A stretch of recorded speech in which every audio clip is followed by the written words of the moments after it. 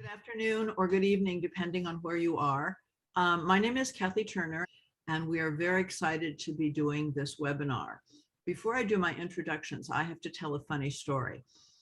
Many, many years ago, when I probably had 2 golden retrievers, I was moaning at a dinner about how judges just didn't pay enough attention to movement.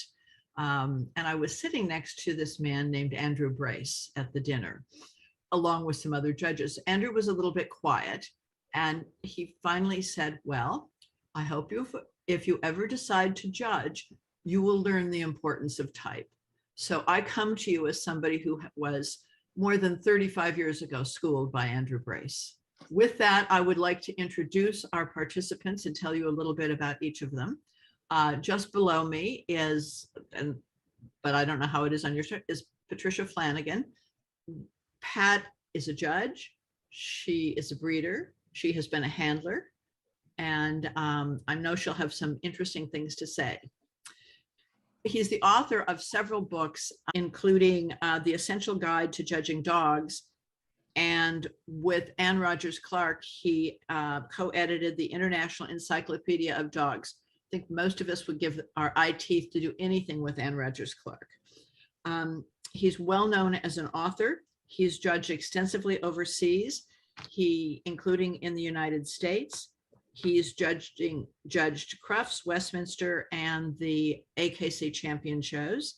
And he had as a golden mentor, Joan Tudor, who wrote the first book I ever read about golden retrievers, one of the truly great breeders from the UK.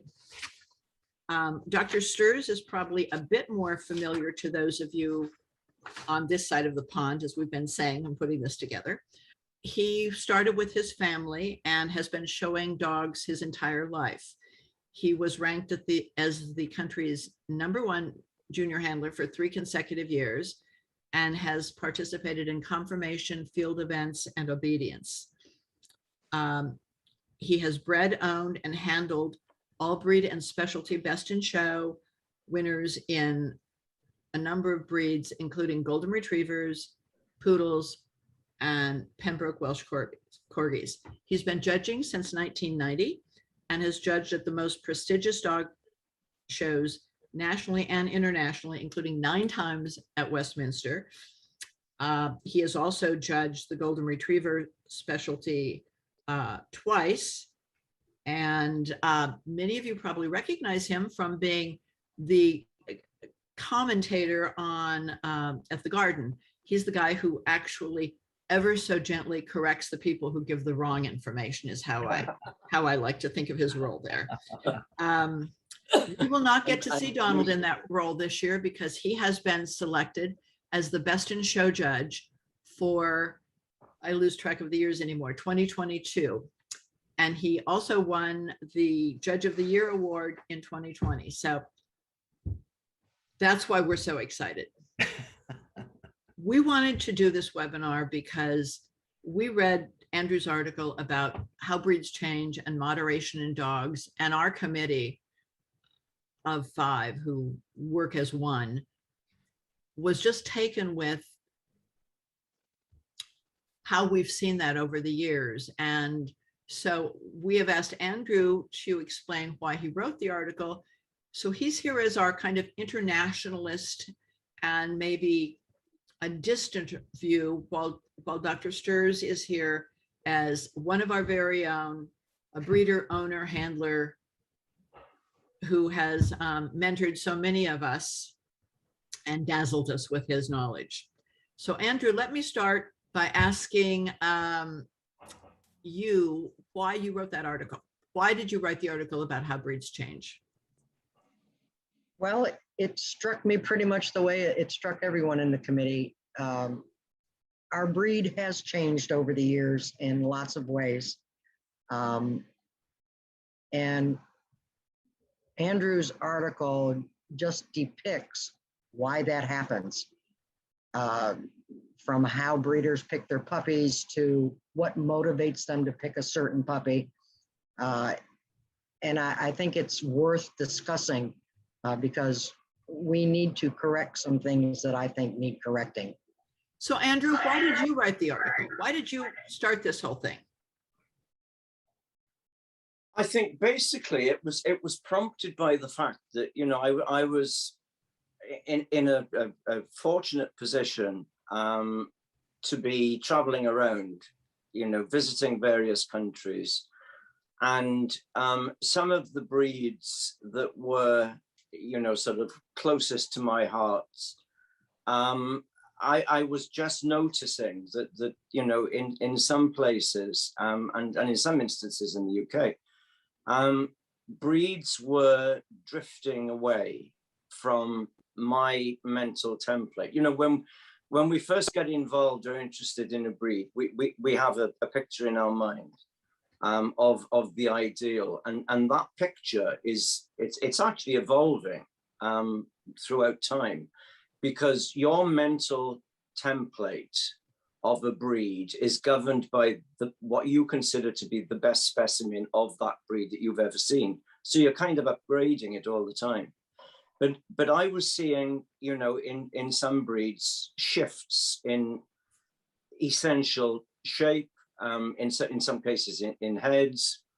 And having spent so much time with Mrs. Clark on the encyclopedia, you know, we got to know each other fairly well. And of course, she was the lady that coined that wonderful expression, the drag of a breed, where a fault appears gradually that tends to actually become endemic in that breed.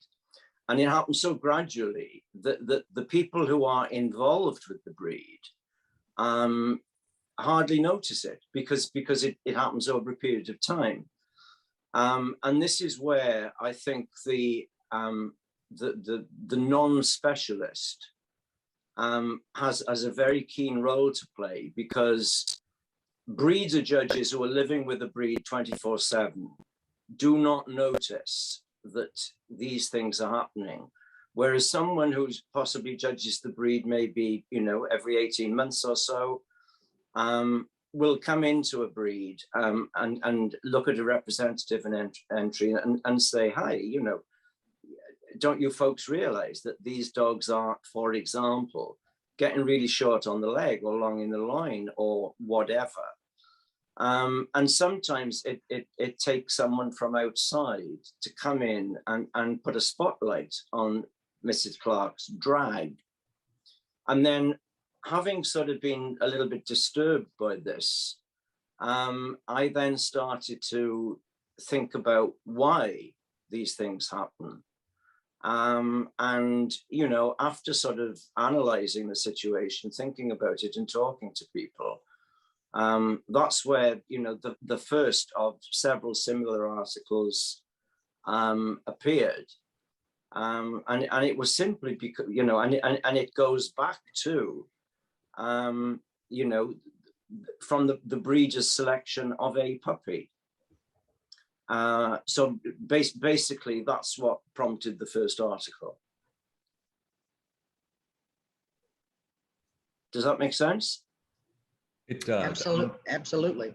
I think, you know, when we talk about these shifts or these changes, I personally think that it happens repeatedly over time in different forms.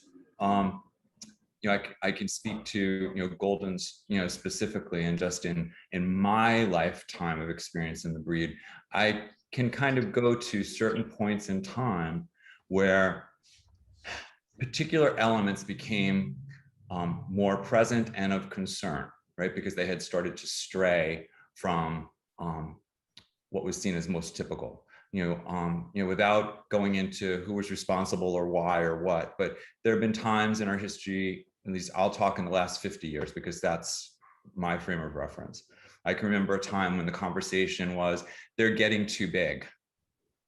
There were dogs who were, you know, coming to notice, who were becoming very successful in the ring, and people were concerned that that these dogs themselves, and then the offspring, because judges are now choosing for these dogs who are winning, that size is becoming less of a concern for judges and less of a concern for breeders. And therefore, there was a lot of conversation around paying attention to not only height, but body substance, right? There were, people felt that the dogs were getting too cloddy, right? Too heavy bone, too big body, too lumbering when they moved. Then there's another point in history where it actually went completely the opposite direction. There were some dogs who started having great success who were actually much less of a dog in head quality, body substance, even size and frame. And the breed started to kind of sway too far in that direction, right?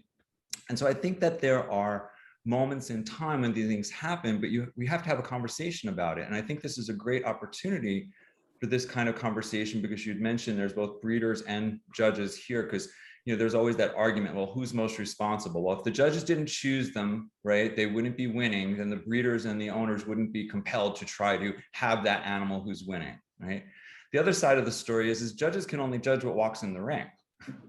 And so I think today we're kind of getting at that to some degree.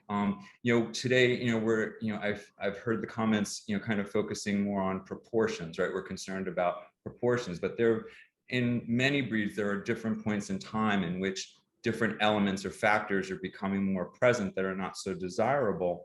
And I think the conversation needs to be had about that. I also think from a judge's perspective, this is a really great example, and to my AKC friends who may be on here, shout out to Sandy and Patty. I do think that the rate at which judges are proceeding through the approval system and so on, and the focus on standards tests and attending events and watching, what's missing in all of that is the knowledge about where a breed is at that time. What are the things that are happening right now that, as Andrew framed, are a drag on the breed? What are the things that are hard to acquire in a breed and should be very highly valued, and why? Those are part of the learning that I don't think is happening so much in our judges' preparation anymore. And I'll get off that soapbox. Carry on. Well, do you feel, Donnie, that if judges' education was a little more direct in some of the problems within the breed that should maybe not be awarded, putting the focus there would help in the long run to dissuade breeders from continuously breeding that style of dog? Yeah, I think it's a concerted effort and a commitment on then everyone's part that it's about protecting the breed, right, and preserving the breed, and the reason why. It's not about, well, we don't want you to win anymore. It's we need to preserve the breed in the form in which it was intended to be. And that all goes back to talking about, and we'll probably get to that, right? Talking about the original function of a breed and how conformation relates to that function, how it relates to conformation features like, head properties and coat texture and so on. And I don't think it's just about judges' education. I think it's about breeders' education, because breeders have to be judges. They're judging an entry when they look in that whelping box, and they need to be able to ascertain, and to evaluate, sort, much like we do when we're standing in the middle of the ring. And I think to be able to understand why they're making those choices. I know Andrew and I think would both feel very comfortable critiquing a class. It's something that I think both of us are of a similar mind, and for him, it's a more common practice, where he judges, that I feel like I can talk about every dog that I placed and why. I know exactly why I did what I did. And breeders need to know that. Breeders should be able to articulate that conversation as to why they chose this or chose that. And I think that could be part of the breeder education is actual evaluation of dogs. Not everybody has to be a judge, but every breeder is a judge. Actually, this year at Breeders Education, which Pat is in charge of, we're doing some of that, because I think Breeders Education has been not as active as it could be in really trying to bring people information. And Andrew has talked about breeding to the blueprint. Do you want to comment on that, Andrew? Well, I think, you know, obviously the breed standard, regardless of the breed, is the starting point. That's the starting point. Breed standards can be interpreted differently up to a point. But you know, when it comes to mating a bitch to a dog and selecting a puppy, the breed standard is what should be uppermost in our mind. Now, Donnie touched early on the fact that, you know, most of our breeds are sort of function based. And I think, you know, we need to, before you even contemplate breeding a litter, you need to have a grasp of where the breed is coming from. Now, as far as most of the sort of gun dog and sporting breeds are concerned, it has to be accepted that you know, the standards were focused on original function. But having said that, we still have to sort of, we have to be really realistic in our perspective when we're in the show ring. And whilst, you know, we are looking for virtues that are function related, at the same time, let's not forget, you know, when these guys first started going to dog shows to compare breeding stock, yes, they wanted dogs that could do the job they were bred for. But at the same time, they had invented this competitive environment, and they also wanted dogs that looked good. So even though there was a sort of function-based requirement, they still wanted something that was aesthetically pleasing. And whilst a lot of the aspects of for example, the head in a breed like the Golden Retriever are related to the job of work, at the same time, you know, when it comes to selling Golden Retriever puppies, the vast majority of pet people that buy a golden puppy fall in love with that expression, that face. And it's a face that you would trust with your life, kindly expression. Now, that isn't necessarily function related. So we do have to sort of get the balance that we want the nuts and bolts, but at the same time, we are looking for aesthetic qualities which make that breed more appealing as regards the overall package.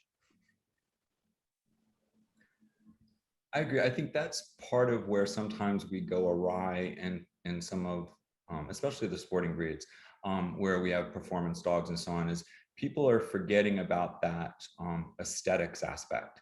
When you're just mentioning expression, to me, I see that as part of the essence of the breed. You know, it may not essentially relate in and of itself to the function, but it certainly conveys the character of the breed and one of the things for which it's known best, right? And so what are the factors that go into creating that beautiful head and expression that, as you put, is the world knows them for, right? And so it as a judge, you know, I'm very aware of that. I have to take in the whole picture. I have to take in the whole animal. But that moment, that's my first typical engagement, right? My first engagement is an overall outline. But my first intimate engagement with any dog in the ring is really when I walk up and I look in those eyes, no matter what breed it is, and it should convey to me something about the essence of that breed, right? It's temperament, it's character. And so I think that's really important for us, you know, to keep in place. And that, I think this is also a point where we need to be careful about confusing the word moderate and mediocre, because that's another thing that I think has at times gotten in the way for many sporting breeds, including Goldens. And it speaks right to what Andrew was talking about, those details that make for a high quality example of animal. There's something stylistically about the way the head is finished. There's something about the texture of the coat and the way it lays to the body. There's something about the way one piece flows and fits into another smoothly and cleanly. There's something about the way that dog carries themselves, right? The way in which they go. And those are the places that set the great apart from the just good or mediocre. And I think those are some things that we can pay attention to. Those are things we could do better with. I think we have a lot of nice dogs. I don't think the breed is in dire straits, as sometimes the conversations get to be. But I do feel that it's unfortunately plagued with a lot of kind of nice, good dogs and not a lot of greatness, not a lot of presentation of those really beautiful, essential details that kind of make the hair stand up on my arms, right? Or makes my heart beat a little bit faster. And that's what you want. You should want, you know, I want that as a judge. You should want that as a breeder, as an owner, that you have those moments that a dog possesses those qualities to such a degree and at such a level that it makes your heart beat a little faster. Well, Don, you brought up the term moderation. Mm-hmm. Tell us how the breed, are we holding on to moderation? Are we going to extremes, one way or the other, in your opinion? I think currently, right now, I see very few of the dogs that I would say are as extreme as some of the dogs I saw in the recent past. I think the pendulum swung back to some degree in outline. I can talk from my experience, you know, having judged the national with a large entry of bitches, and I would say that for me, my reaction was fairly positive when I stood back and I looked at lineups, or at least had made my cuts and lined up my classes. My issues were not in profile, so therefore not in proportion per se. My issues were more about the kinds of things that you have to see up close or you have to feel with your hands, that I think perhaps in this day and age, we've gotten overly comfortable with making choices based on photos, making choices based on videos, that kind of thing, without actually getting our hands on dogs. When I looked down over the top of bitches, not seeing enough spring of rib, seeing very narrow loins, like almost a wasp waist, putting my hands on, not feeling depth, not feeling forechest, not feeling the bone in the leg. Much of the appearance of bone was coat rather than actual bone. Like, so those are things that you have to get your hands on to know it. And so I think that might be part of our education, is to say, you know what, before you make choices about stud dogs, right? Maybe try to get your hands on them, right? Try to get your hands on their offspring, or so you're dealing with a little bit more information than just a visual, right? You know, we can talk about, and we will talk about, you know, proportions and so on, because I think that's really important. You know, in this breed, it's important in all breeds. It's part of what makes that template. And in, you know, my choices of breeds, interestingly, that I focused on, golden retrievers, poodles, and Pembroke Welsh corgis, are really an exercise, right? In looking at an off-square breed, a square breed, and a long level breed. So my eye is very attuned to the importance of proportions, and so we'll talk more about that as well. But I think currently, I think understanding what goes into the proportions, that's something we can talk about. That's part of education, right? What makes, what's within that 12-11, you know, and where do you measure it from, and what makes it up is length. When we look at the length, where is the length in the body? Is it, you know, rib cage and loin, or mostly loin? What's the length of the leg? What's making up for those proportions? We can talk about that when we look at some of the pictures, right? And say, you know, that we've got in this presentation. But I do think we have to move from this format, which is wonderful, right? Visuals are a great place to start, and conversation is a great place to start. But I think breeders' education has to take it to hands-on experiences where people can get their hands on dogs and feel dogs and talk about dogs and talk comfortably about dogs. I would love that. You could invite me to that I'd show up for. Well, I'm going to tell you right now. Pat will send you the date, because that's exactly what she's doing. That's exactly what she's doing this year. Fabulous. You mentioned, and she wanted to do it last year, but we didn't have a national last year. So this, you are definitely in her wheelhouse. Pat, that question that came in about protecting the feelings of breeders. Yes, I saw that one down there. You know, why don't you check with Andrew and see how he feels about that? Because they do critiques in the UK and all countries except the United States. I wish we did them here. And I want to know how that gets handled in a critique. Yeah, the question, Andrew, was it's is protecting the feelings of the breeders more important than protecting the breed? It's frustrating when the same dogs that are incorrect in coat type, proportion, exaggerated movement, et cetera, is it taboo to openly discuss the fear of repercussions by the big breeder or those who select judges' specialties? Yeah, interesting. I mean, it's that question isn't specifically geared towards critiques. The simple answer to the question is no. Of course, that protecting the breed is far more important than protecting, the feelings or the more specifically the ego of any particular breeder or exhibitor. But going back to Kathy's point about critiques and how you handle them. Obviously, it depends very much on the culture and where you've grown up, basically.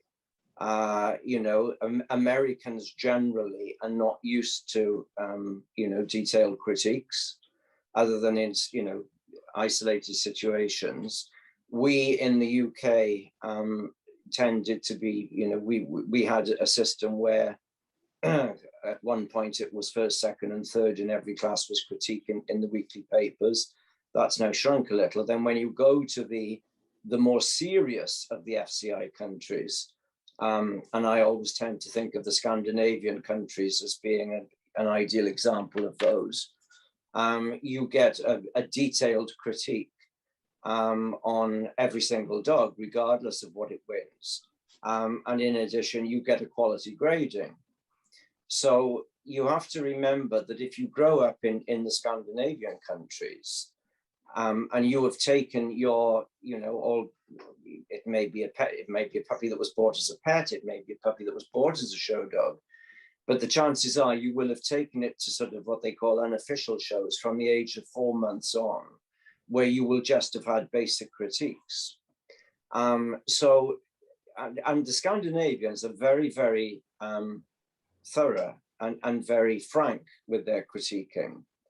So if you've got a 4-month-old puppy and you've taken it to a succession of unofficial shows, regularly, you can get to a situation where the dog is 6 months old and you've now got the opportunity to spend a lot of money taking it to, official shows. But if you've had 10 critiques on this dog and 8 of them have pointed out that your dog has yellow eyes, then as an exhibitor, you are far better placed to make the decision whether or not you want to actually show this dog seriously. I mean, the critique, serves a great purpose because it shows, it gives the exhibitor an opinion. And the theory is we show dogs for the judge's opinion, whereas in reality, 8 times out of 10, depending on the country, you don't actually get an opinion, you get a ribbon or not. So the critique serves to give the opinion to the exhibitor. The critique also, I think, actually is a great reflection on the judge that wrote it, because critiques, when you read them, can be very, very enlightening, and tells you a hell of a lot about the judge that actually wrote them. And I love writing critiques. I love the Scandinavian system. I wish we could do more critiques in the UK. And I love the fact that exhibitors accept constructive criticism. A lot of British judges, when they start going to Scandinavia, because we're not used to doing it as directly, they'll just list the sort of, appealing points of the dog, but they'll never actually mention any faults, because it's not the way that they were sort of brought up. And in various instances, I've seen Scandinavian exhibitors, come out of the ring, read a critique from a British judge. And the first thing they'll say is, well, he didn't even notice that he's got a gay tail or whatever. They expect that criticism. But of course, if you're writing a comprehensive critique, there are ways of wording things. And, you know, in my judging seminars, one of the examples I used to give was, you know, would prefer a slightly cleaner back skull means exactly the same as has a head like a bucket. But one is slightly more palatable than the other. You get my drift? Absolutely. Does that answer your question, No, Kathy? that definitely answers my question. Yeah, I think critiques can be really helpful. You know, as Andrew said, is if they're providing meaningful, you know, feedback, and to that point about like not hurting people's feelings. You know, I came to that notion of being able to do a critique, or the importance of being able to explain why you did what you did. You know, from I don't know, Mrs. Clark seems to be have quite a presence today, because that's who turned me on to you know, the cattle judging book, and which then kind of encouraged me to go seek out an actual, you know, event where cows are being judged, cattle are being judged, goats are being judged, and being able to listen to people do these live on the fly critiques. And, you know, one of the things that I took from that was the importance of attending to virtue, right? And kind of starting there. You know, what does this animal present to me in virtues?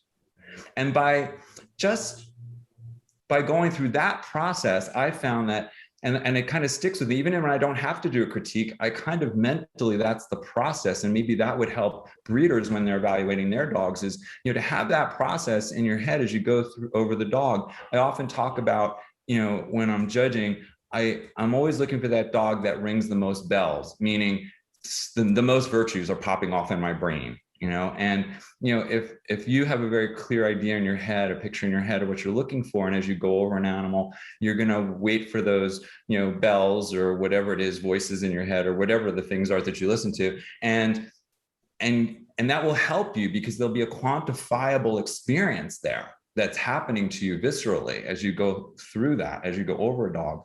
And I think when you get to these critiques, I think that's a really great exercise even for breeders, is to actually be able to talk about each animal and say, these are the things that I find to be virtues. These are the places that I would like to see something a bit different. I'd like to see more of this. I'd like to see less of that. You know, that kind of thing. And so you're trying to be objective in a subjective situation. How about that? You know, one of the things that's interesting about both of you is that you are confident judges. As you said, you know what you're doing, and you know exactly why you do what you're doing. How Andrew, you do a lot of teaching. How do you build confidence in judges so they're comfortable doing what they should do when they're doing their education versus page 53 in Dog News? Yeah, okay. I think that, okay. How long is this webinar going to last? Because I think I'm going to take up the next 40 minutes. The shortened right. version. Okay, pre-seed version. As a kind of a lead into that, let me just rewind a little bit to something that Donnie touched on earlier on about breeders, you know, sort of mentally critiquing things. I have, obviously, you know, I'm a dog person. I have a lot of doggy friends. 90% of my friends are doggy friends, for God's sake. So, you know, over the years, I've had, you know, lots of opportunities where friends have said, look, I've got a litter. Will you please come up and have a look at puppies? And I mean, nothing gives me greater pleasure than looking at puppies. I don't care what breed they are. You know, they need to be one of my breeds or any. I just adore looking at puppies, because if it's a breed that you're not familiar with, you can learn so much, you know, just watching them at the various stages of growth long before they get in the show ring. And it always used to amuse me, and this happened more with the sort of novice breeders. They'd invite you up to see them, and I never ever went to look at puppies unless they were a minimum of 6 weeks. You know, I had friends telephone me, and they would call up and say, I've got this letter, it's wonderful. And we have this dog puppy. He is just the spitting image of his father. I mean, he is so like Bonzo or whatever. And I said, how old are they? They're 3 weeks. I said, I mean, really, please do me a favor. I said, I will come up and I will look at them between 6 and 8 weeks. So you get there and there are the puppies and there is the grooming table. And the minute you arrive, before you've been offered a coffee, there is a puppy stacked on the table. I said, okay, forget that. Okay, make the coffee and put the whole litter out in the yard and let's sit down and just watch them mooch around. And we'll sit down and we'll have a coffee and we will look at the puppies. We look at them, how they relate to each other. We look at how they carry themselves. We look at who's the alpha dog, who's the one that cowers in the background. And then when we spend half an hour looking at puppies, I said, okay, now let's go to the grooming table. And I used to ask them to put each puppy on the table and verbally critique it, for me, nose to tail. And it was very interesting what would come out of that. And sometimes the breeder themselves surprised themselves with what they were finding, and maybe they had preconceived ideas. Okay, that was the lead in. How do you train people to have confidence? Well, first of all, they have to be absolutely certain of the breed and the breed standard. And not just the breed standard, they have to have read books on the breed. They have to fully understand where the breed is coming from. You know, the breed standard is just a selection of words that you can adapt to fit anything, basically. You know, if you just arrived from the planet Mars, I think one famous author said, you know, give them a breed standard and they'd all just draw a cow. But once somebody has the knowledge of a breed in the context of the standard, they should have the ability and the confidence to make educated decisions. The problem with judges training internationally, in my opinion, is that it's far too textbook. It's far too scientific. Nobody actually talks to these people as if they are human beings with human frailties and human emotions. And you have to be in a position where you can walk in the center of the ring and say, in my opinion, that is the best dog. It is with a person I have never seen. It has no show record to my knowledge. However, this is Mr. XYZ famous handler. This dog I know was 120 best in show. This one I know is by my best friend stud dog. However, this dog I think is the best, and be able to put it up in the prime position and give it the award it deserves. And the other side of this coin is, of course, that depth of knowledge should give you the ability to walk into a ring working with this mental template that you've developed in your formative years and say, okay, I have a class of 8 dogs here. 7 look like that. 1 looks like that. But you know, the 1 is correct and the other 7 are rather offbeat.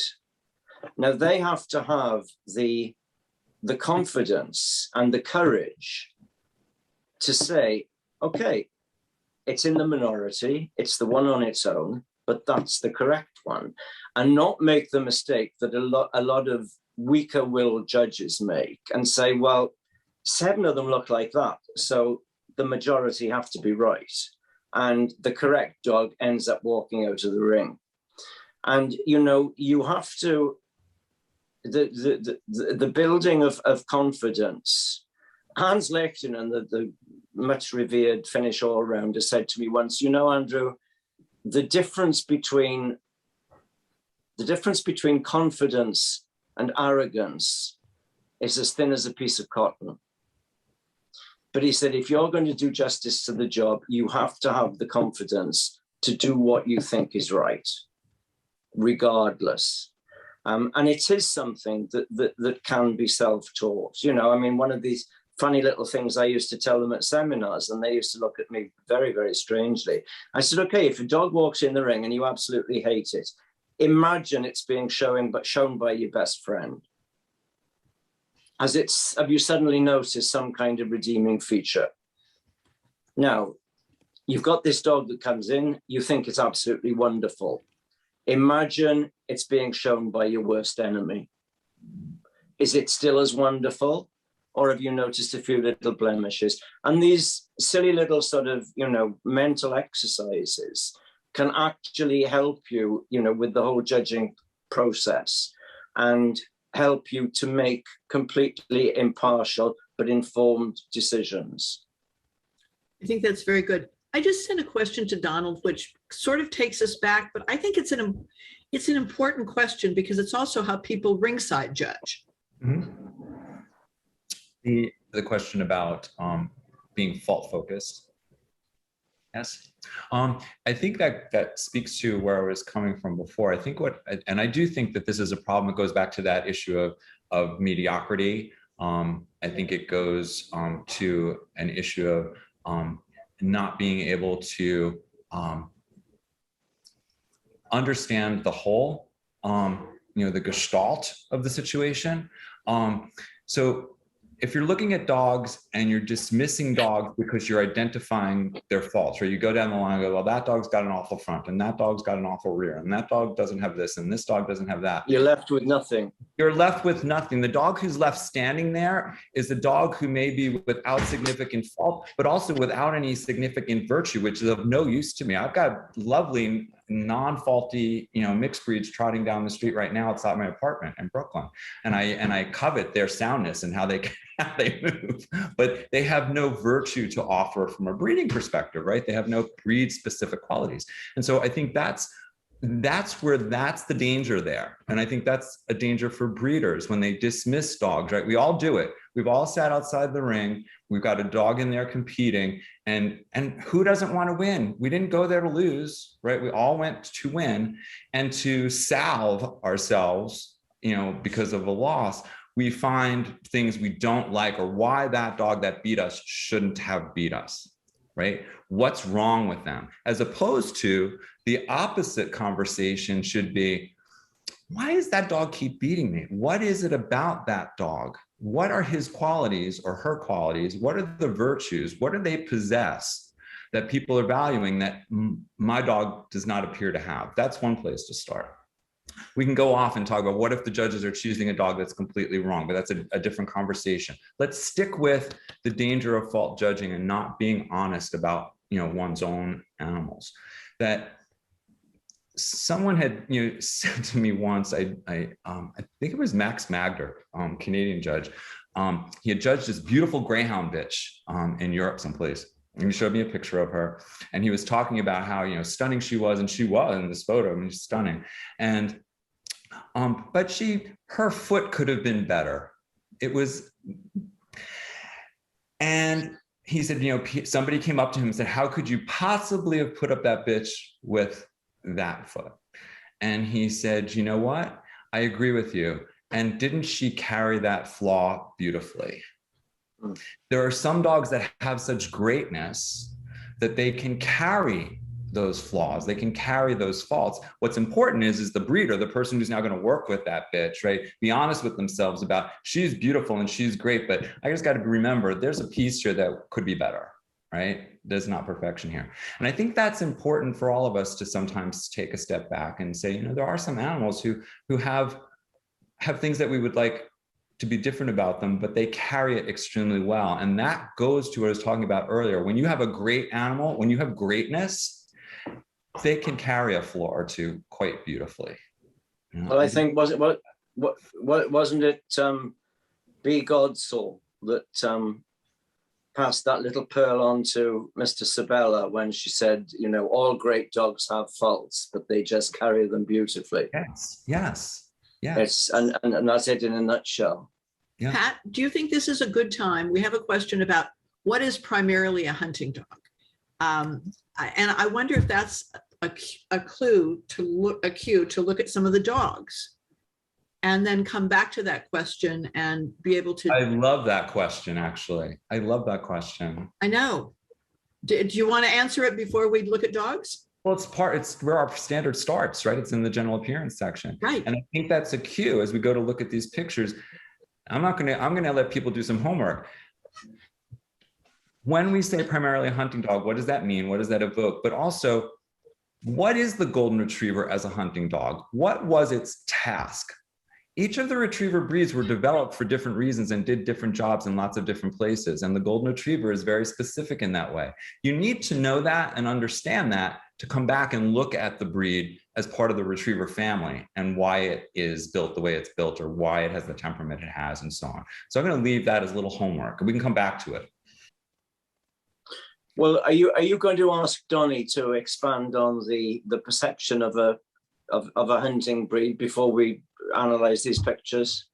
I'm going to let the two of you just do what you will with these photographs. Okay. So are you going to say a few words about, you know, your explanation of a hunting breed, Don? I think what's important to remember about the golden retriever is it was mainly a nobleman's pickup dog. Right? The Chesapeake was a market hunter. It was out there with somebody who was making a living, working in harsh conditions, hardworking, long days, going out and bringing back as many birds as it could possibly bring in a day. That's a different dog than the dog who's out for the day on a shoot, who's often, their main job is usually finding the bird that wandered off the mark because they weren't hit accurately, which is why they wanted good scenting ability to find those birds that kind of moved from the fall. But then could also come back and join the family for the picnic and hang out and be comfortable and docile. That's very different from a market hunter like a Chesapeake. It's very different from the field trial dogs that the Labradors became, right? The golden retrievers were never meant to be either of those types of hunting dogs. And so when you put them in the context of that kind of retriever, that kind of hunter, that's something that has always concerned me when we talk about our Goldens as a versatile breed, and that I do believe they're versatile and that they can pretty much do anything we ask them to do. But I honestly believe they really shouldn't be stars at much of the things we try to do with them. Like their temperament and their build should not make them stars in field trials the way that they're done now, competitive field trials. They shouldn't be stars in agility the way it's done now, right? They shouldn't, but people who find themselves kind of in very performance oriented start to choose for confirmation that plays to those choices. I think we have to come back and remember they're primarily a hunting dog and what kind of hunting dog they are. And from a confirmation point of view, not get pulled off in those directions of all of the versatility and performance items. Those dogs start to muddy the water for us, I think. Would either one of you like to explain why the conformation of the golden makes it such a versatile dog? I think that you get to that the moderate nature of its construction should make it athletic enough to do most things, but the body substance and the bone and the temperament and character should not make it a dog that should be great at high speed events. Does that make sense? Certainly does. They should be able to do it. I just don't think they should be rock stars at it. And I look at this photo of this dog and I see a very balanced, moderate animal. I was trying to contain myself because the first thing I see is that coat. I can, without even touching it, I know that coat texture is going to feel sublime. When you check for coat texture, check on the back, over the loin, over the rump. That's where it'll be its truest and most gorgeous. And I can see by the way it waves and wraps around the body that it's got to be exquisite.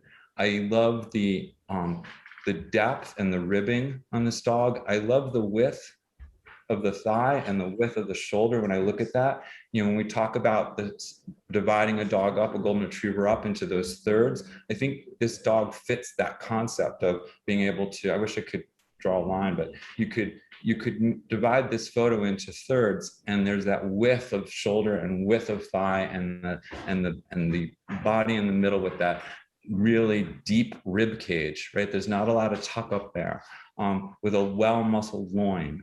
If I had my druthers, and I don't know, right? 'Cause it's a photo. I'd love to see this dog step forward and go in motion. I'm going to imagine that this dog probably carries itself quite well. You know, the front is set a little forward in this photo. We can't determine, but if I had my druthers, I'd have a little more return of upper arm so that the front was set under it. And I can't really tell from the photo how much of it's structure and how much of it's set. When I look at the head and profile, I love the fact that I see a rounded skull. I see an equal proportion of muzzle to skull. I see a lovely stop. I see what appears to be a lovely shape and color of eye. I might like a little more depth of muzzle, a little stronger underjaw from this picture. Yeah, to me, I could see this golden retriever in the ring today, and be quite pleased, actually. Can I come in there, John?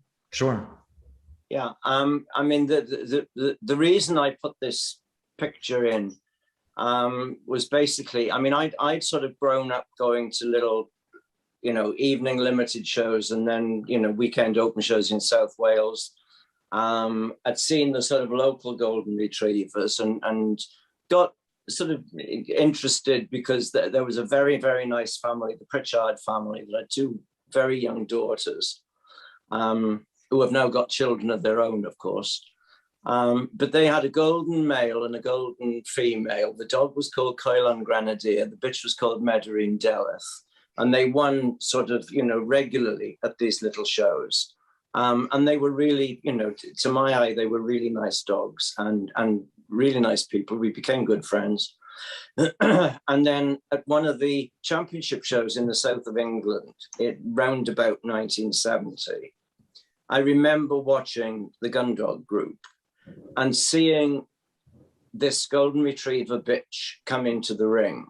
And I honestly can't tell you who was handling it, whether it was a gentleman, whether it was a lady. It was certainly nobody famous.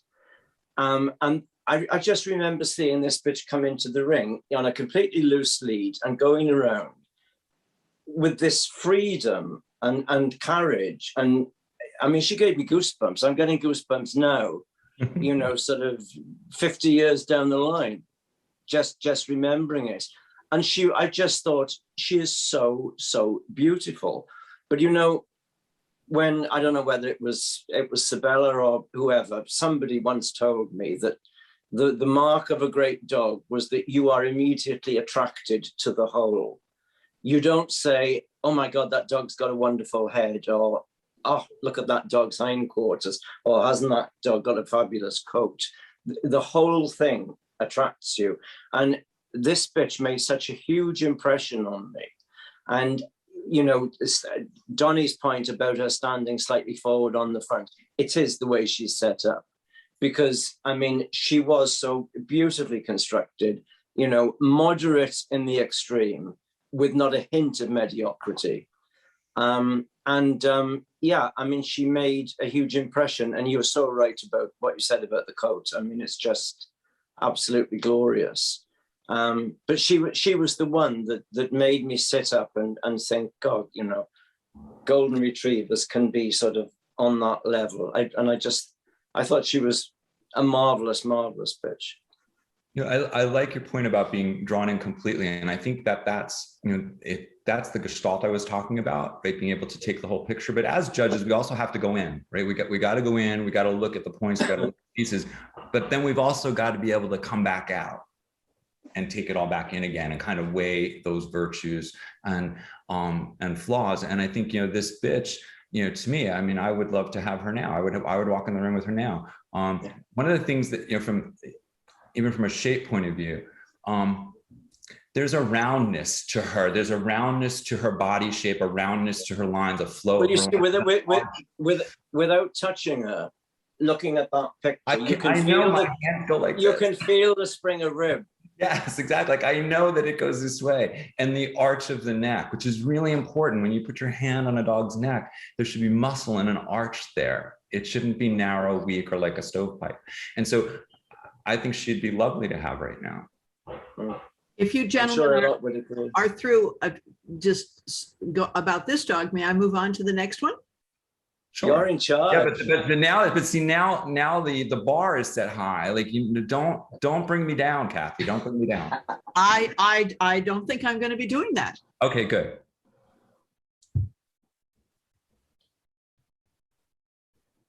Are we looking at Camrose Christopher? I don't see a picture. Nope. Ah, that is not good. Let me go back.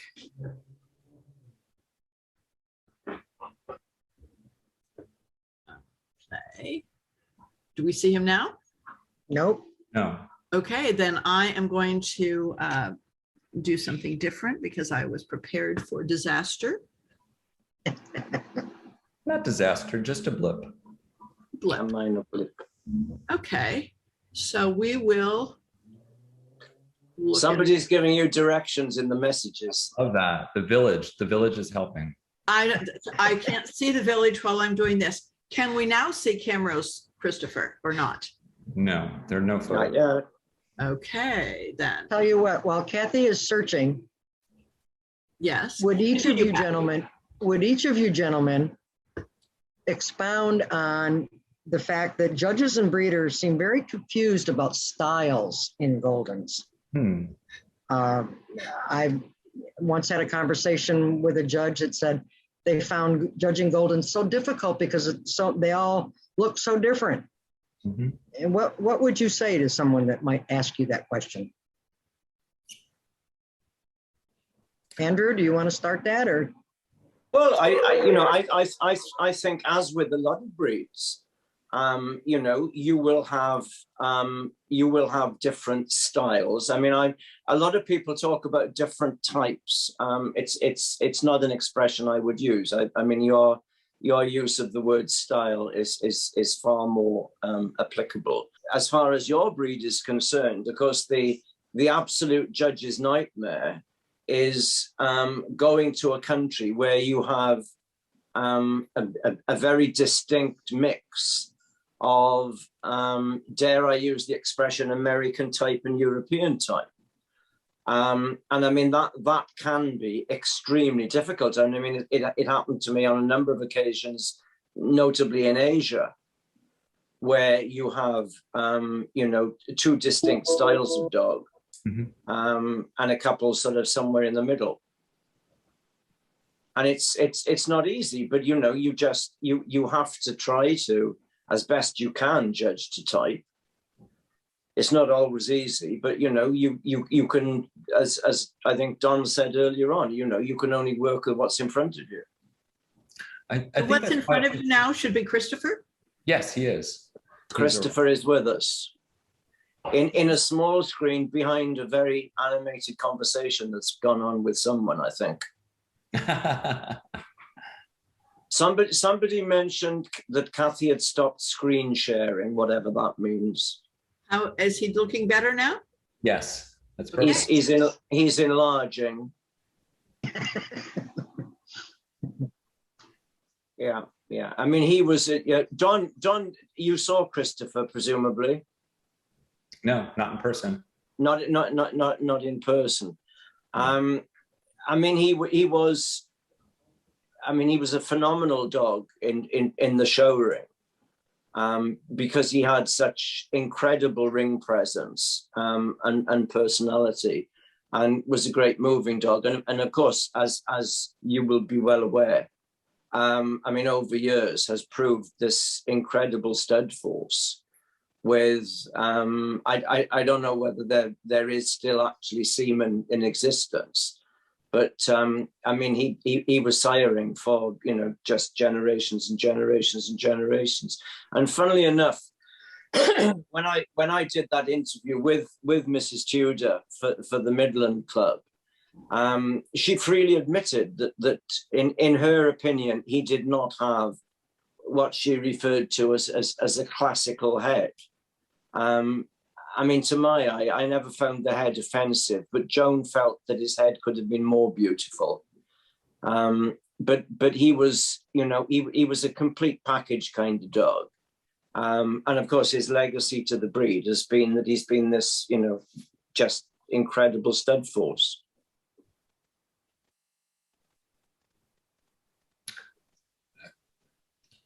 This bitch has actually been in my brain for a very long time. I think she's been in all our brain. This is pretty close to the template that's in my head. Yeah. So everybody knows it. Yeah, I mean that's pretty close to perfect. She's so feminine, you know, but still possesses, you know, bone and substance and shape. She's not unlike the first bitch in proportion and making shape. For me, I prefer her head a bit more than the first bitch because of the depth of muzzle. Yeah. But I think that her overall make and shape, I have the same reaction. She's so beautiful in her flow of neck and to shoulder. Like everything is unbroken lines, like flowing from the tip of her nose to the tip of her tail. Like everything just flows and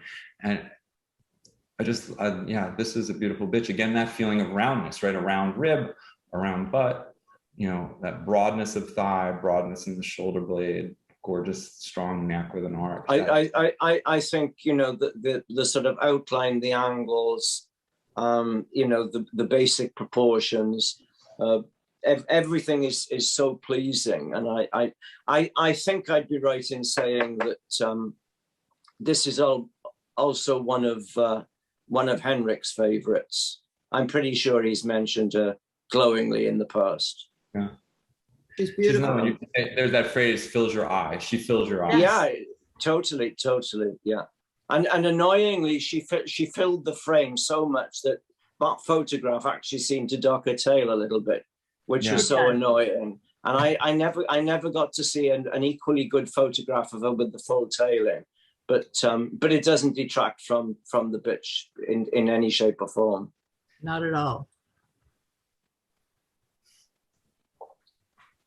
Andrew, you said that Mrs. Clark would not have used this photo because his feet we were joking before we went on air, and I said, regardless of this dog's virtues, it would never have got past Mrs. Clark, because when we were working on the International Encyclopedia, we must have, and it was before the days of email, we were sending pictures to and fro across the Atlantic, thousands of pictures. And I learned very early on that if I ever sent a photograph to Mrs. Clark, no matter how beautiful it was otherwise, if you could not see the entire foot, Annie just chucked it on the cutting room floor. I mean, it was not up for discussion. So poor Whirlwind, I'm afraid he would not have made Mrs. Clark's book. Sorry, Whirlwind. But not for lack of quality, just the absolutely lack of ability to see his feet. But your feet are very important. Feet are like the tires of the car. You know, Mrs. Clark is not completely wrong. I know she was from a more of an aesthetic point of view and an instructional point of view, but in actuality, when we're assessing dogs, you know, feet are extremely important, especially for a hunting dog. And, you know, they need to be, you know, tight and well padded. And, you know, that's something that we want to pay attention to. But, you know, in the generation of Facebook, Don, it still astounds me the number of people who use photographs of dogs standing in grass, and much longer grass than Whirlwind is. Yeah. And they seem completely incapable of appreciating that has thrown the dog out completely out of balance. The proportion, right? When you try to look at the proportion on the dog, right? You can't really appreciate that as well as you could. I get either of you to comment on, is this enough coat for me as a breeder to show my dog? And is this enough coat for a judge to Good God, yes, absolutely. It's not about amount, it's about texture. You know, as long as the texture is correct and it, you know, it's a double coat and it lays to the body, like that's what matters to me. You know, all the furnishings, you know, some people will complain like, oh, you know, that dog's got too many furnishings. It's not the amount that bothers me, it's the texture. The dog could carry a lot of furnishings as long as the texture is harsh enough, that hair will break, you know, when it's working in the field. So this dog to me is in beautiful coat. That's to me perfect. Because can I be a complete moron here and ask why did you actually query the coat, Kathy? Because I will often hear breeders say, well, I would like to show so-and-so, but he doesn't have enough coat. You see, the and- coat.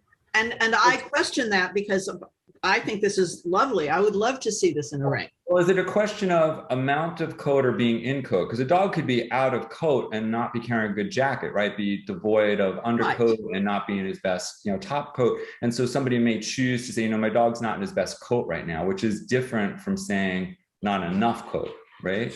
Right, absolutely. You see, the coat never occurred to me at all. No, me neither.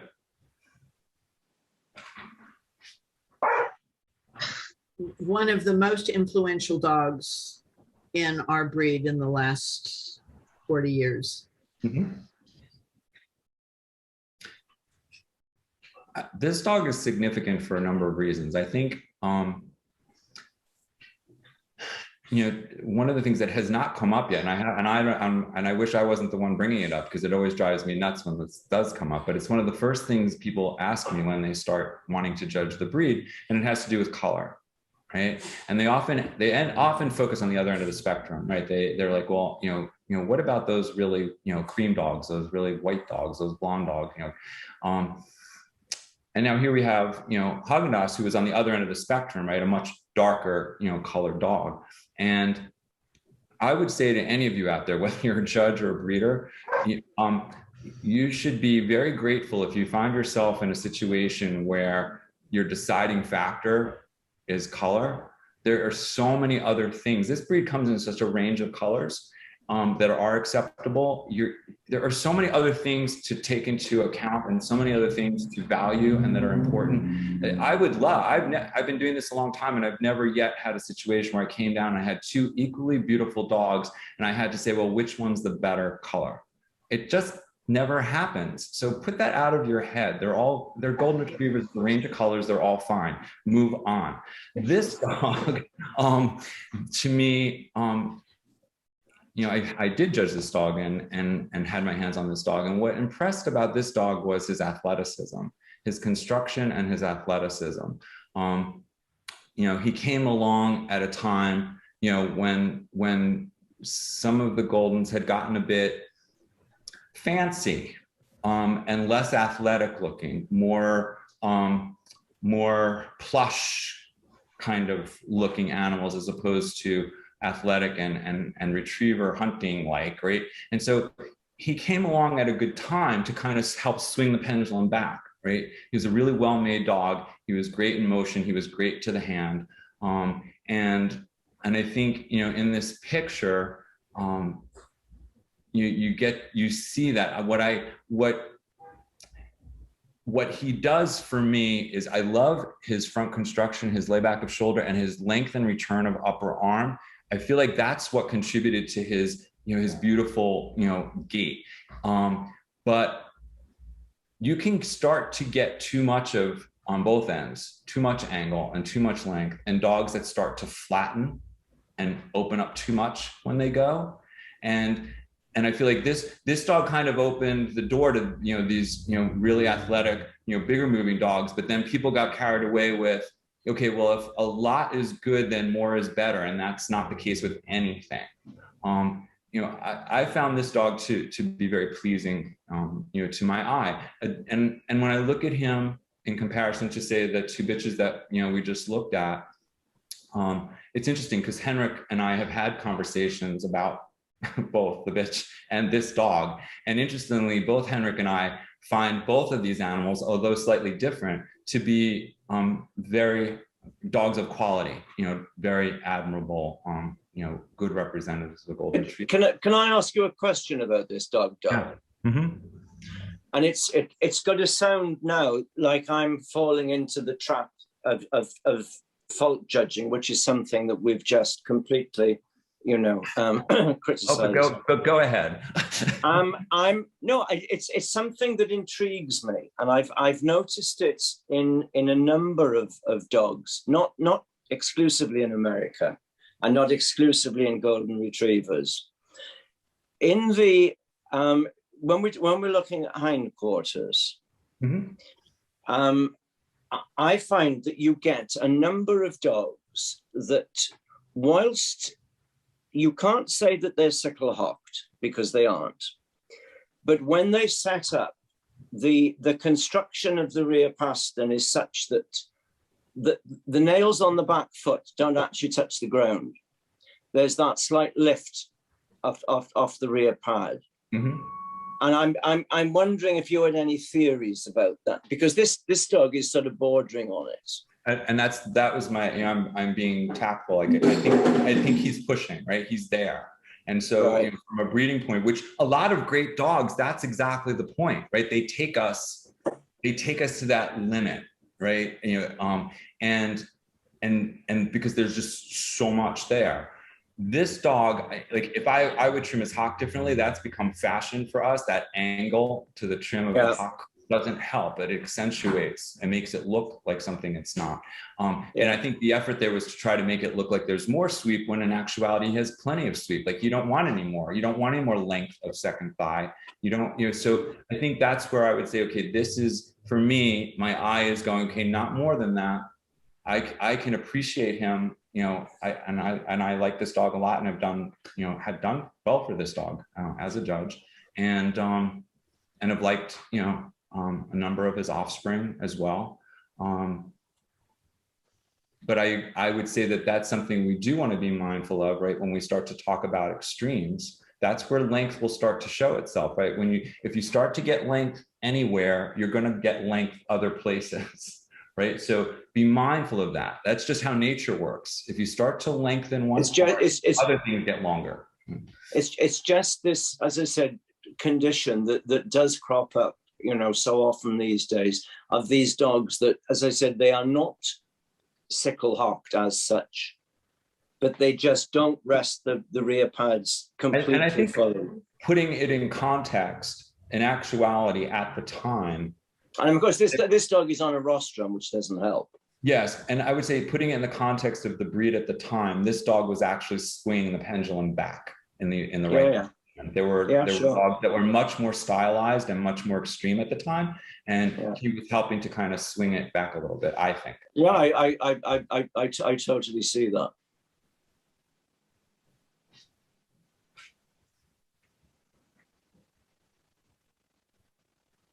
Andrew, this was one of your choices?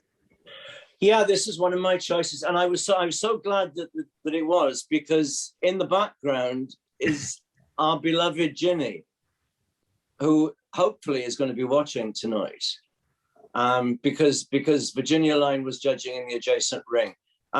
This was judging Golden's at it looked like Eastern Dog Club in Boston. Maybe? Boston's, is that Springfield? Yeah. Is that venue that gets used hundreds and hundreds of times? Yes, it is. Right. Okay. That's where it was. And this bitch came in the ring, and to be honest, I mean, I just did a double take, because I was not expecting to find that, and she just completely and utterly blew me away, and I just loved everything about her. And I thought, you could put this bitch in any country in the world and she would win best of breed, and no one would have the slightest idea where she came from or how she was bred. How old was she here? Do you know? I think she was round about 2 years old. I think she was a recent sort of, she might have been a move up, or I think she was probably coming up to 2. What I had a similar reaction to her for proportion. I like her make and shape. I love the amount of bone she possesses for her size and her substance. And her head properties, again, the rounded skull. You know, it's hard for me to see in this photo, but when we look at golden heads, you know, one of the things that I get concerned about, you know, currently is a lack of work in the head. And what that means is, for lack of a better word, the chiseling, you know, the way a head breaks up and the details in the head.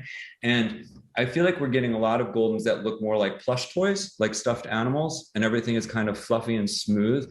And so I think, you know, those earlier bitches gave me a little bit of that, right? The work in the headpiece that, you know, that we like to see, you know, in excellence. And what I saw when I did that national recently was, I think that's something people are struggling with, is understanding it, because I saw those that were devoid of it. And then I also saw those where there was too much. There was too much fall away under the eye and hollowing and veininess. And that's not it. That's too much. So that's something we could probably work on a little bit, is the detail. You can keep talking about the head, Donald. Well, I think that's, that's really key, right? Is looking at, proportions, right? It should be a broad skull. It should be a rounded skull as opposed to the flat skull of a Labrador. It should be, a muzzle that tapers slightly, but it really should give an impression of being full, right, and deep. There should be, a slight stop. The set and size of the ear, and then of course the shape and the set and the color of the eye. There should be nothing sharp. We go back right where we were when we started. We were talking about expression. It's all in those eyes and how they set in the head. And I think you can see some of the chiseling on here a little bit. Yes. And again, another very important dog for us.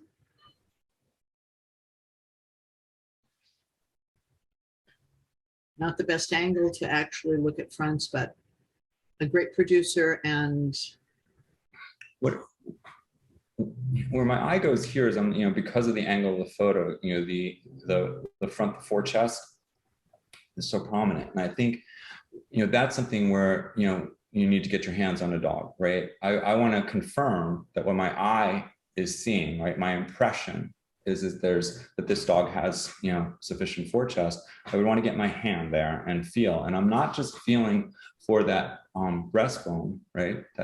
That point.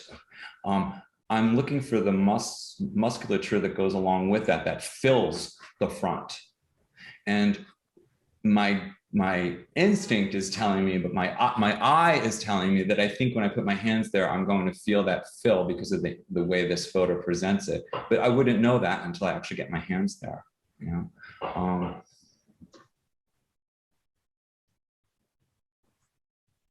another Andrew choice. Yeah, this was an Irish dog, and I'd never actually seen him in Ireland. The first time I saw him was actually in Scandinavia when Henrik had got hold of him. And again, he was one of those dogs that, just sort of caught your eye, held it. He was a remarkably free, agile, easy moving dog that had that, substance of the combination of substance and quality. And Don would know better than myself, but I think I'm right in saying that he became quite a significant stud dog. Yeah, for Henrik, yes. Yeah. I think that idea of what a golden looks like in motion, right? It's Andrew has used words like, an easy way of going. They really should be light of foot. It should be balanced. There's a foot timing there that's free and easy. There's not a lot of wasted motion. And, sometimes, you'll hear people, raving and talking about, look at the reach and drive on that golden, or look at the powerful gait on that golden. Those are words that would never come out of my mouth talking about a golden retriever. It should be light and easy and effortless. And it looks like it should go all day. And it should look like the same dog in motion as it is standing. Like this, when we look at this dog, I would envision him dropping his head slightly forward and his front leg reaching out and his rear leg extending out just enough to cover ground evenly and easily. But he should maintain that same profile when he's moving. Yeah. They should be two different dogs standing and in motion. And I would imagine, he does. And this is the more extreme you get in any piece, the less likely you are to have that same dog in motion.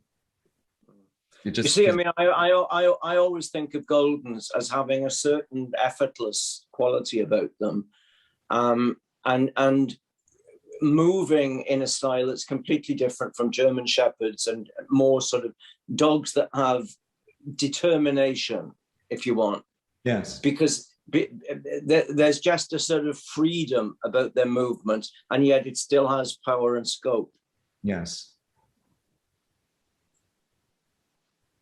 Its strength should be in its stamina to keep doing that, right? It should be able to just do that all day.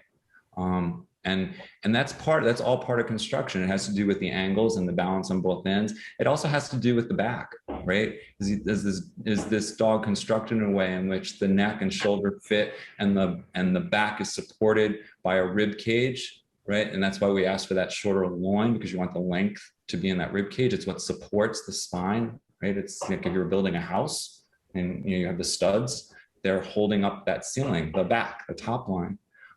That's essential in a sporting dog. A strong, solid back, essential in all the sporting dogs. This bitch, I like this bitch for the fact that she is very balanced and very moderate. I like her head properties.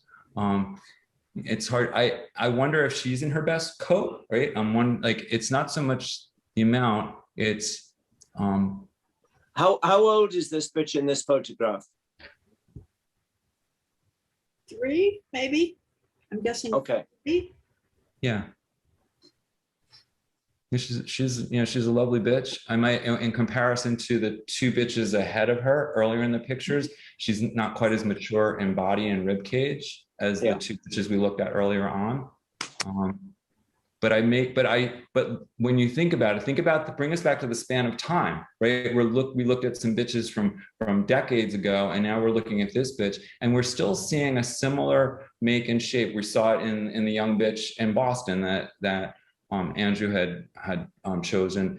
There's that similar proportions, right? Just off square, moderate angles that are balanced on both ends, a nice amount of bone, to go with the body substance. There's that rounded skull, a square muzzle. They all have these essential features that become, the essence of a golden retriever when you put them all together. Sorry, Kathy, can you just go back to her? Does it make any sense at all when I look at this picture and I would be inclined to say to the owner, this bitch is going to look so much better after a litter? Yeah, to me, it looks like maturity, right? That's what I was going to say. I like the maturity that the photos of the other 2 bitches presented. I would say that totally. As she matures, will carry a little bit more rib and body. Yeah. Andrew? Yeah, January Master. He was an interesting dog. I first judged him in an any variety stakes class at 3 counties in 2013. So he would have been a 6-year-old dog then, and he won the open stakes class. Then I judged him in the breed later in the year in Belfast, and he won the reserve CC under me behind an Irish dog.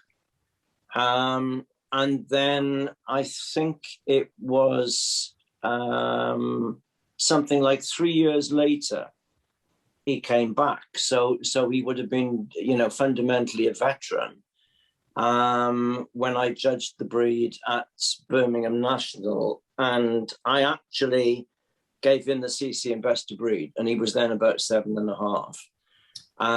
And he was what I mean, as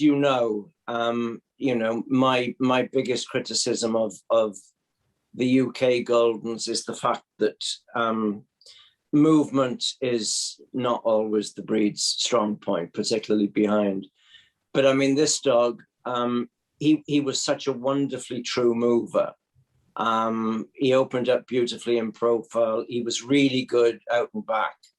And he actually did some quite serious group placing which had become, long after Christopher's day. But, it is very, very rare that we see Goldens place in the gun dog group, because, a lot of the group judges have formed the opinion that they can't move. And in a lot of cases, that unfortunately is justified. but he was a wonderful moving, good all round dog in my opinion. I don't know what Don would have made of him. Well, he I would do- love the coat. Yeah, the coat texture is stunning. I think, I appreciate the fact that he's, and this is a photo of an older dog. I very much appreciate, his head properties, his arch of neck. He looks like he has a powerful front end, and well made.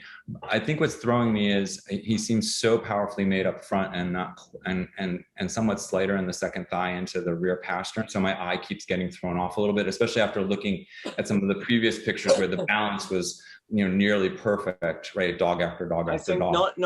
not making excuses for the dog, but I think if you actually look closely at the picture, there is an element of shadowing on that lower second thigh, which makes it look rather sort of weak.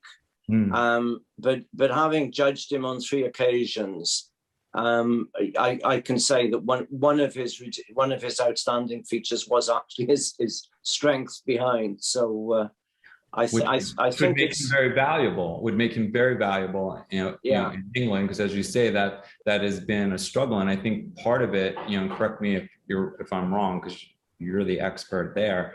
When I have been there, there does seem to be a greater emphasis across the board on kind of standing back and looking at the dogs standing, and not as much time put into watching the dogs in motion. So it seems from the outside observer that we put a lot much more emphasis on movement here, which sometimes to the detriment of some type features. Well, I always remember, and I mean it wasn't a comment that was addressed directly to Goldens, but the same would apply. The very first time I went to a Labrador specialty, I had the good fortune to be reasonably friendly with Gwen Broadley, who had the Sandilands Labradors and was, in my estimation, one of the greatest breeders and one of the greatest judges the world has ever known. And I sat with her at this Labrador specialty from minor puppy dog through to open bitch, and just asked her about the dogs. And it was the first time I'd seen Labradors in any great depth. And I was just horrified at how badly they moved. And Gwen, who, was the most charming of people and never really said anything bad about anything or anyone, just said, but my dear, you have to understand that to the average Labrador person, good movement means actually getting across the ring and back, wagging its tail. And I think that in some instances, some of our golden people probably have the same kind of feeling. Yeah, I would agree. Again, this is one of Andrew's dogs. I assume that you also have seen this dog, Donald. Yes. I think it's interesting watching the time progression here, because you're starting to see that this is a bit more fancy. There's a bit more sweep here than some of the previous dogs we looked at, which is probably more in line. Like this could walk in the ring. This dog could walk in the ring here, and people probably wouldn't think otherwise. If she had just a scotch more color to her coat, she would fit right in. Actually, I think. I mean, this was a bitch of I don't know whether Henrik actually owned her or who handled her. I honestly can't remember, or whether maybe she handled her. Anyhow, she's certainly bred by Henrik. She was my best breed in 2011, and she actually became a champion on that day. There were quite a few due mists in the entry that day, and it was a very good entry numerically. And I also had a student judge who was one of the partners in the very famous Almanza Flatcoat kennel. Oh. But she just filled my eye completely. How would she? I know you just skirted her own color there, Don. If you were to throw her in a ring in the States now, how would she go down color wise? I think some judges would not have the confidence you spoke about earlier until they had Okay. a conversation where they were told, don't get so caught up in that. I think that, this is a lovely bitch. She's a, beautiful head and eye, lovely arch of neck. She's got a gorgeous front end. Again, I'd want to get my hands on there, but my eye is telling me there's forechest there. There's layback of shoulder. There's a return of upper arm. She's got sufficient bone. She's got that round, I can tell, right? It's a rounded rib, a deep body, a nice broad thigh. I love how her tail comes off her croup, right? It's not a flat croup. It's just slightly rounded. Right. Yeah, it's just perfect. But you see, to me, it's 25 years down the road. Mm-hmm. That to me is a similar stamp to Susilla. Yes. The style bitch that we admired earlier. Yeah, I think, for my eye,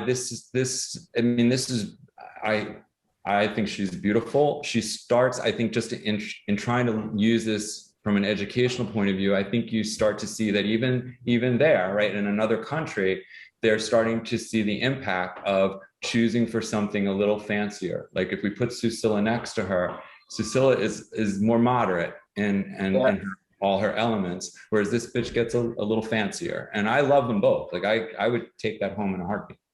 Right.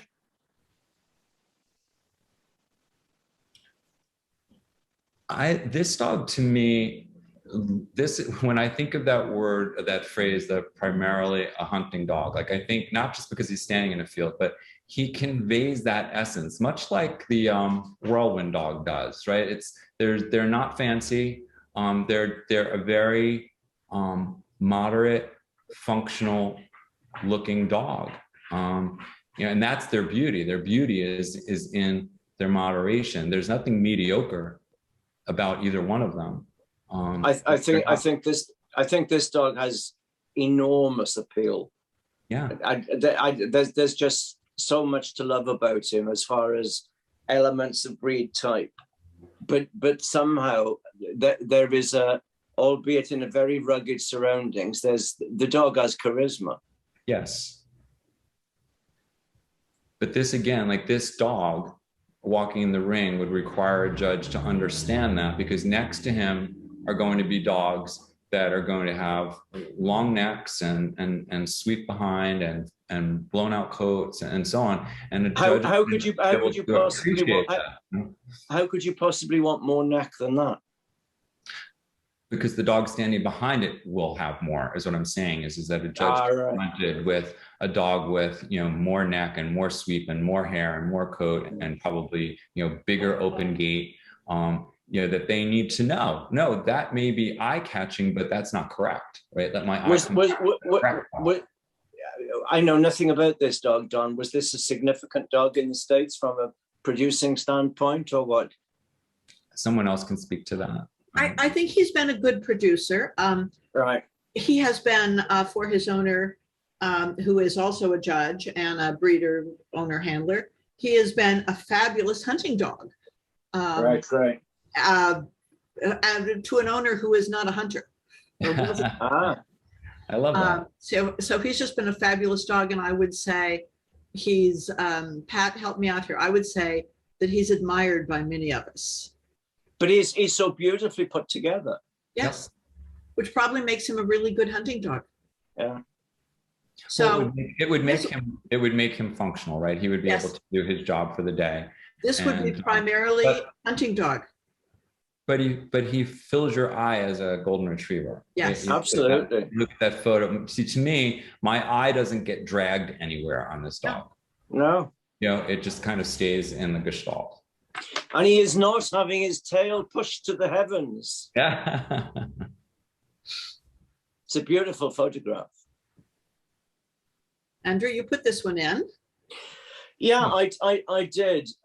This was a puppy. She was approaching 9 months, I think, at the time. I judged her in Portugal, and had I been judging under the UK system, I loved her so much that she would actually have been my best bitch. But because she was under 9 months, obviously with their system, you're not allowed to do that. They have to just stop at best puppy. I absolutely loved everything about her. it turned out that she was actually bred in Norway, and her grandsire, I think it was actually had come over and been best of breed at Crufts in, I think it was 2010. And one of the sort of humorous aspects of this particular picture was I loved the make and shape and the head on this bitch so much that I was desperate to get a really good photograph. And the gentleman who handled her persisted in feeding her liver, and I was just absolutely going crazy. I came close to losing my temper, and had a lady stewarding for me who was also a very good friend. And I said, for God's sake, take that liver away from him. And I said to the guy, you know, your bitch has such a beautiful head and expression. You know, why would you want to disguise it by feeding her constantly? Please give the liver to the steward. And the steward took the liver, walked away, click, one photo, there you are. Loved her. Did you like her, Donnie? Yes, That's very much so, especially as a 9-month-old puppy. You know, Yeah. she has so much to offer, and I do love her head. I think she's Her head is, yeah. And yeah, well, not quite a puppy, but a little bit older. This was I was judging the breed in 2017 at Birmingham National, which was a very sort of it was an emotional appointment, really, because I know that the appointment had been secured by a lady called Mariel Hathaway, who some of you may have known or heard of, who was a dear friend of mine, who had sadly died after the appointment had been confirmed. So it was kind of very emotional. And I had in two of the young bitch classes, I think it was junior and yearling or something, this beautiful bitch came in with this young lady who I've never seen before, and I just absolutely loved her. And she won her 2 classes. She came very close to winning the CC. You can see from the picture, she's young. She was 13 months at the time. So you can see she needed to sort of fill in that middle bit. Yep. But, you know, it really was so close for the CC. And when we were speaking afterwards, you know, I detected an accent with the lady. And apparently, she had traveled from Belgium, and the only reason that she'd come to Birmingham was because a very good girlfriend of hers had a Labrador that they were desperate to qualify for Crufts, and they needed someone to travel with them. So this lady decided to sling in a golden retriever bitch and enter it in 2 classes, and ends up with the reserve CC. And she still has, I think she's actually won a couple of CCs subsequently. But I thought she was absolutely delightful. I mean, I loved everything about her, apart from that slight element of lack of maturity in the middle piece. Loved her. I would agree with you. That's the only place I would change her, is, you know, to fill her out in her mid piece. One of the things that I think is important to note with these the dogs from Europe, they tend to trim the ruff. I don't know if anybody's picking up on that, but they tend to trim that front ruff down, which kind of takes away the opportunity to cover as much as we do by having a natural ruff. And you know, in this case, you see, you know, this, you know, beautiful headpiece, you know, gorgeous arch of neck flowing into the shoulder. You can literally see the shoulder construction in this photo, and you can see her shoulder blade, you can see her upper arm, the length of her upper arm in the return, which is near perfect, the balance, the top line, the tail set. You know, this is a great outline for a golden retriever. Yeah. And before we lose that photograph, you know, Don, on that previous picture where I was being Mr. Picky and discussing this business about the rear pads where the nails don't quite touch the ground. Yes. I mean, this to me is a great example of the correct business Agreed. going on there. I mean, Agreed. she is standing, you know, completely perfectly on 4 pads. Yes, she is. And that's coming from the construction of the, you know, the upper thigh and the second thigh. When you look at that second Yeah, thigh, of course. yeah, that's a place where Yeah. people have to, you know, pay attention, is the length and width of that second thigh and the way that it fits into that, you know, that hock joint in the rear pastern. It's a really nice Yeah. example of that. Yeah. Pat, as I look at this picture as a former handler, I don't know what you think, but I've wondered if it would be advantageous to let my leash drape like this to accentuate the front end on a good dog. Well, we see that a lot in Labradors. I don't know so much about in Goldens. I might start. This picture, everybody else just got one picture, but this woman happened to send me this morning, 5 minutes after I spoke with her, a picture of the dog moving, and I could not resist because it's form and function. Hmm? This is the same bitch, the same bitch standing and moving. Yes. I do. I think that, you know, that does capture it. That, you know, that's, you know, she's very balanced fore and aft. You know, she's obviously, you know, been out there doing that a while. Her tongue's out. She's been, you know, she's probably starting to fatigue a bit, but I think, you know, this bitch, you know, with a little, I would, you know, just give her a little bit of a little more head carriage, and then it would be perfect to me. Yeah, it's lovely.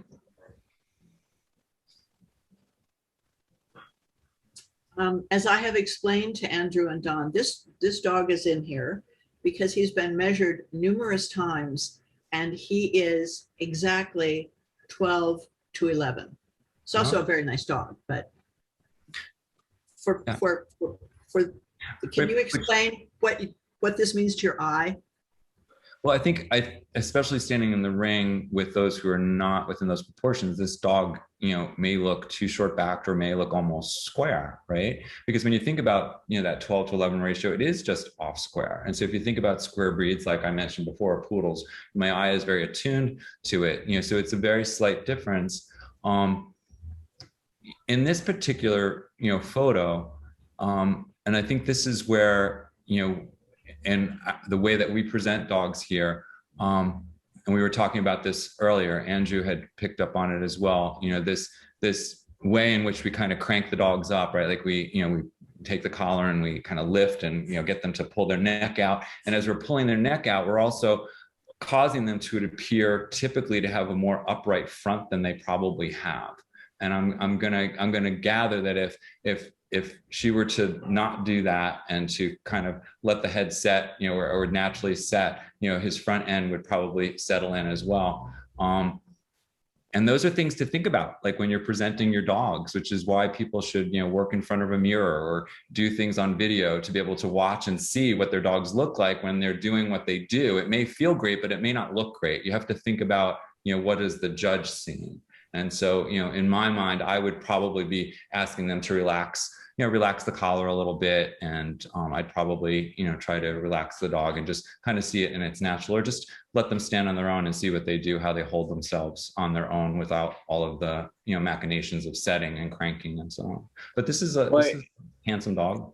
Yeah, I mean, as soon as I saw that photograph, the first thing that hit me was, my God, you know, why is it being strung up? You know, to create a picture of an incorrect front. And I mean, I just wonder what this dog would look like if it was allowed to stand freely, like the picture of the both barrels dog. Yes. I mean, that the posture and the head carriage would be totally different. Correct. The dog would look much more much more natural. I mean, this dog is being strung up, and it just looks like a sort of startled fawn. You know, it's being pulled back into its body. I mean, it's upsetting the entire natural center of gravity. And, you know, I can't believe that any handler will have followed Dr. Sturz's advice and actually done this, having seen what it looks like in a mirror. Well, But my again, last, but to her, to this person's, defense, that this is the typical presentation. Like, this, she's not alone in this. She should become a trendsetter. Why follow the masses, for God's sake? Correct. Go out on your own. Make the best of your dog. You're not there to ape everybody else in the same class. You're there to make the best of your own dog. Pat, you had started to say something? well, to Andrew's comments about this dog being strung up, I found on my most recent judging assignment that there was so much handler error that I ended up telling my exhibitors to please just free stack the dog. Yeah. And the majority of them looked so much better when they stood on their own without any help from the handler. And you got to see where everything fit. I mean, when, routinely, regardless of the breed, when I judge, I have to have the dog out and back and completely freestand with no manipulation at all. And, sometimes exhibitors who've not shown to you previously, when you say, stand free, they look at you like kind of strangely, like, where did you just arrive from?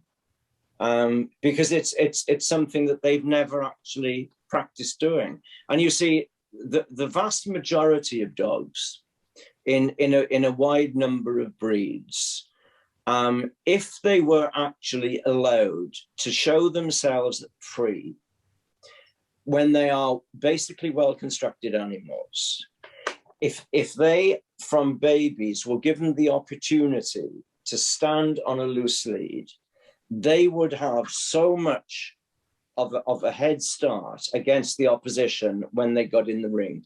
The problem is, because present-day exhibitors have been so brainwashed, and there's this follow the leader kind of mentality, Well, I'm glad this dog is stacked, if only for the reason that I put these lines in here.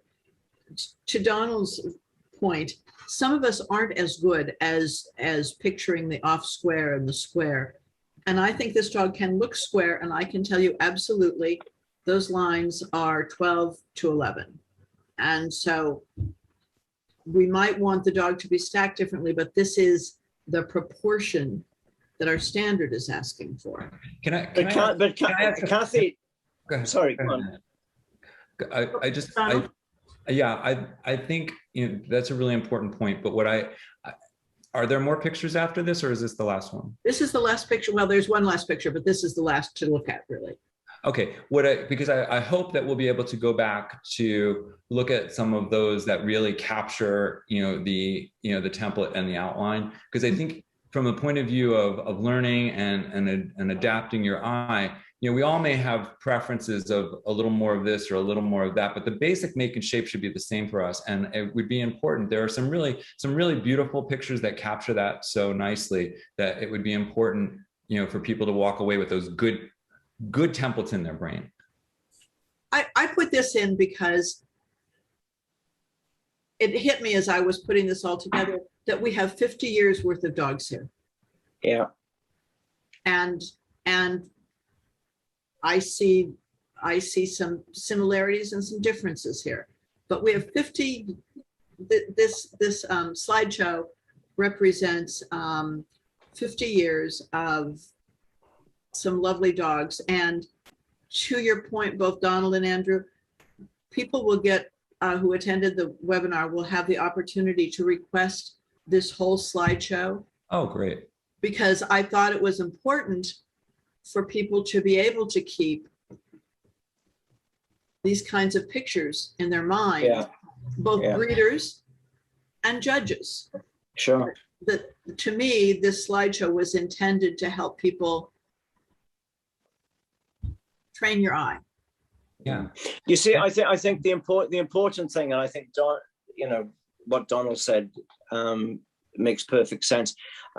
It's all about, if you're going to judge, if you're going to breed, you know,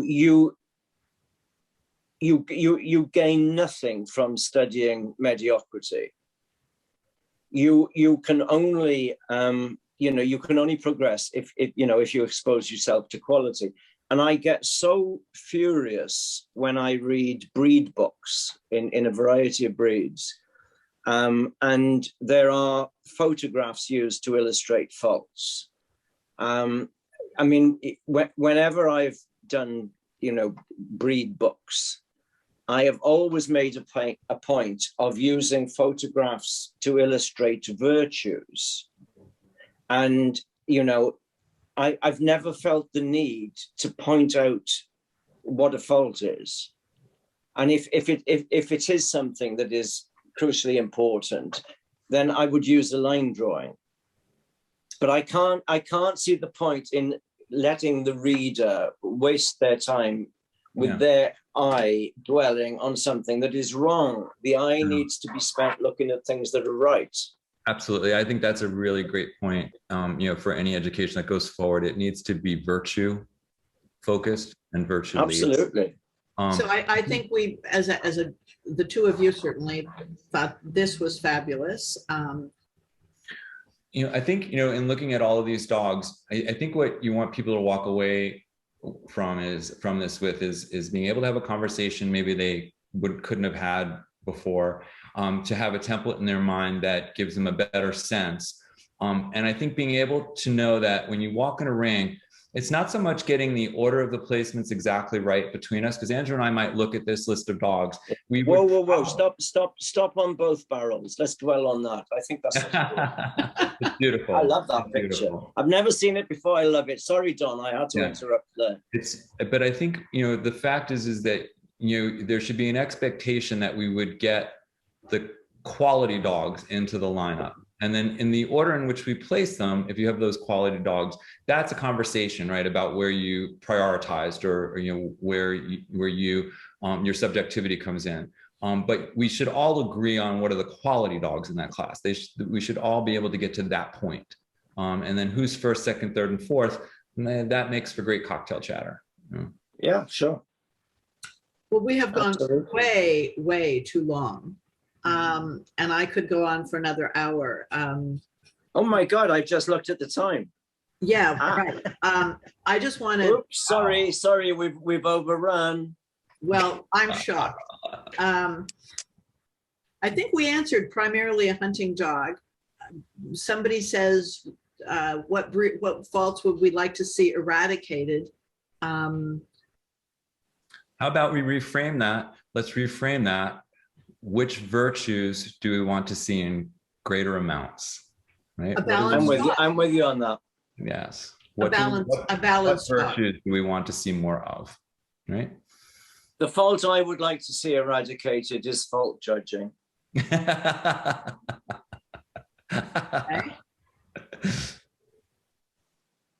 This has been great. We have 3 quick questions we'd like people to answer before they sign off. And I can't thank you enough for this. I hope that breeders are taking away the idea of using virtue to the blueprint to grade their litters on the ground, and that judges are taking away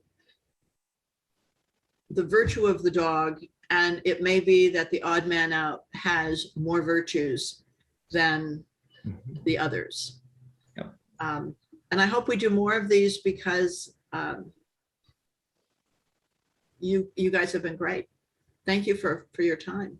Patricia, you want to have anything else you want to say? No, I think you've covered it well. And I do thank both Andrew and Donald. We probably could have done this for another hour and still have found it interesting.